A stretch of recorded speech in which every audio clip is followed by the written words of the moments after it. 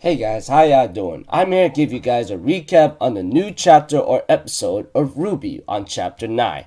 Now, before all you guys wonder about what's going on, about what's up and so forth, and including myself, yes, got a haircut yesterday. Just want to get rid of my hair, although I'm a little sick here and there. Now, this chapter right here actually showed every single character of Team RWBY, which is very great, which I'm really glad about.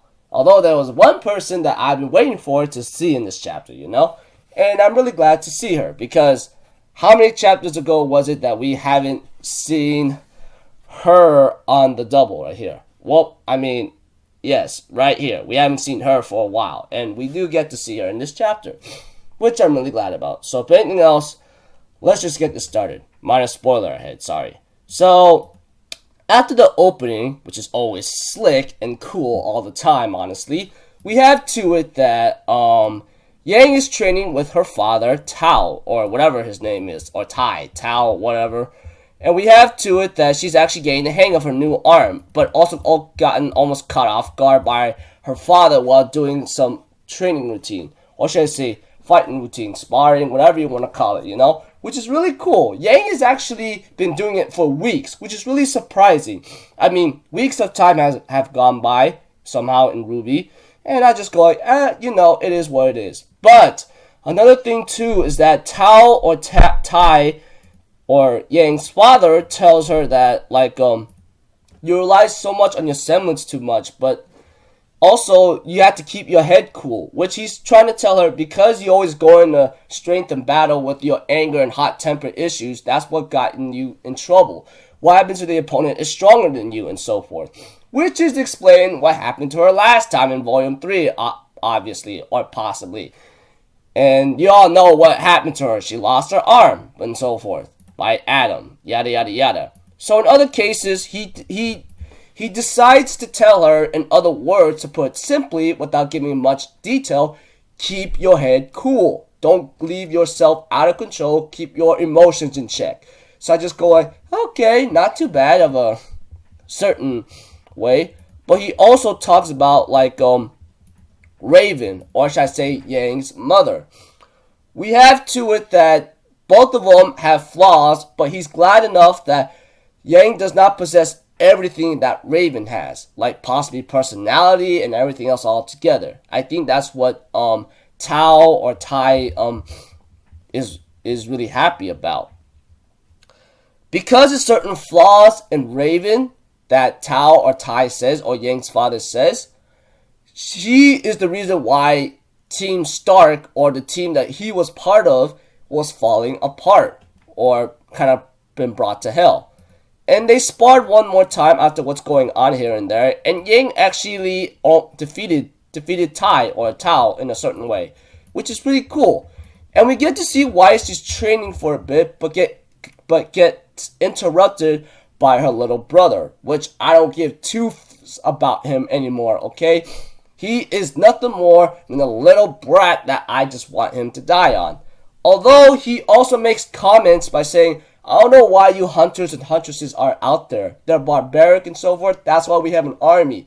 I'm thinking in my mind, yeah, you got an army, but that army is not going to last long, and sometimes you got to learn how to defend yourself. Yeah, you guys get the point, right? Because right now, this is about Weiss right here. This is where Weiss is telling him to leave, and he goes like, I'm here to do you a favor. I'm like, can you just shut up and go? And after all that's been going on here and there, we have to it that Weiss uses her semblance and summons a knight that's reminds her that was on her portrait, which is really, really slick. And I actually like that very, very much. And it was pretty cool, She actually summoned something that she wanted to summon, or she finally learned how to use her emotions. But we also get to see a scene where it changed to Blake right here. Blake, yes. Changes to the scene where Blake is right there. And we have to it that they're chasing down the spy, and they manage to corner it. And with the help of Sun, Blake managed to grab the scroll, and Blake knows that person after her mask falls off, and it's Ilya. Sun's semblance or power, it seems like he can summon multiple clones of himself, you know, in terms of a yellowish aura. We get to see that in this episode where they're chasing down the spy. And this is where things get a little hectic, where Blake knows this spy after her mask falls off and her name is Ilya. While Sun is asking, yo, you know her and so forth? I'm thinking about yo, this is not the time to ask questions. Just, you know, and so forth. Although Blake grabbed her scroll and so forth, we have to it that Sun gets electroshocked by Ilya, which is what Blake calls her by, I think, and Sun is knocked out. And she says, and Ilya, on the other hand, tells Blake that you should never have come back here, which is possibly that she might be saying, which must have been a warning or something bad's going to happen to her. As for Sun, he is critically injured. I thought he was faking it to get Blake's attention, but I think it's not like that anymore, because it looks like Sun took a very heavy hit from Ilya's attack. That's electricity or something, you know? Which I try to wonder, like, where did the hit come from? You know, that kind of thing. Which did come from, which actually hits him in the heart, like somewhere around his heart area, you know? I'm pretty sure you guys understand that or saw it that way. Which is, Blake is like saying, no, not again, you know? And I'm thinking in my mind, I hope Sun does not fake this out, otherwise I will kill him, you know? I like the guy, and I do, but sometimes there are certain things that he does really ticks me off. There's no denying that. I'm being honest to the truth here. But, you know, we have to it that Team Ranger, or Ruby, Nora, Ren, along with Crow, who's apparently on a assisting pool with Jean and Ruby, because he's sick and he's poisoned by, you know, Tyrion Scorpion Tail. And we all know that he got hit. And I blame Ruby for that, honestly. Call me whatever you want, but yeah. Sorry, my voice is a little off. Like I said, I'm a little sick. But we also have to it that there's a couple villages such as Higabana or Kujinashi or something. And we have to it that they had to take separate ways. Although, like, Ruby was thinking about going to Kuroyuri, but Ren and Nora says that village was destroyed, and Ren was acting a little bit strange, and we understand why. Although, like, they suggest they take separate ways, go to Mistral and grab some help, Jean does disagree, saying that we have to stick together.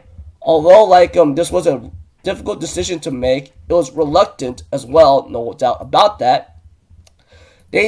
Ruby and Jean decide to take Crow to the others to Kuroyuri or go around the mountains, you know, because if they go through the other way around, it'll take a little bit longer and so forth. Hopefully, there's a doctor there, though we don't know. There's a lot of things that go hand to hand here. While Ren and Nora decides to go to Mistral and grab some help as best they can, we have to it that Ruby and Jean with Crow decides to go to Kuroyuri and see what they can do. Although Ruby says that they'll be okay, Jean is concerned, I don't know about that.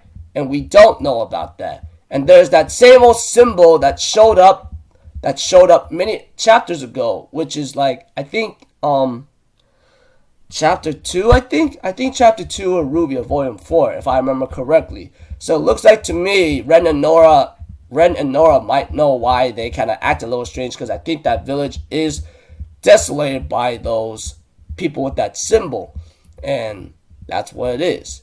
Not cool and not good, because it showed up at the end of the episode where Jean and Ruby are heading towards there, Kuroyuri or something, and I'm like, oh boy.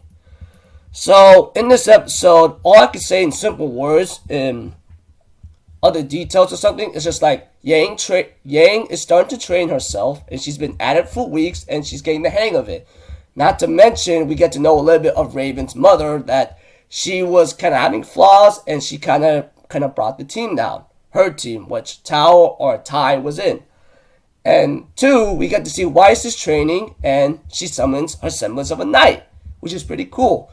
3, we get to see Blake and Sun chasing the spy, grab a scroll, Sun gets injured, hopefully not too critically injured, and the person that was spying on Blake is Ilya herself. As for Ruby and John, Nora and Ren with Crow, they took separate ways to go get some help, or possibly whatsoever. Although Ruby and John are heading towards a place where that symbol is, that was destroyed by that village, obviously. It was destroyed many years ago, as Ren says, while Ren and Nora decide to go to Mistral and grab some help. Yeah, things are gonna get a little hectic from here on out. I apologize if you didn't hear me correctly and my voice is like a little off or something. Like I said, I'm a little sick, and it sucks being sick this season. I'm really glad I'm not down with the fever, and if I was, hell, I would not be able to do this recap today.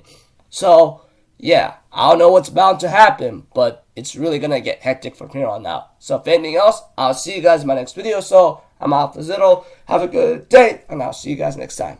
Peace out. Bye-bye. Toot-toot-toot.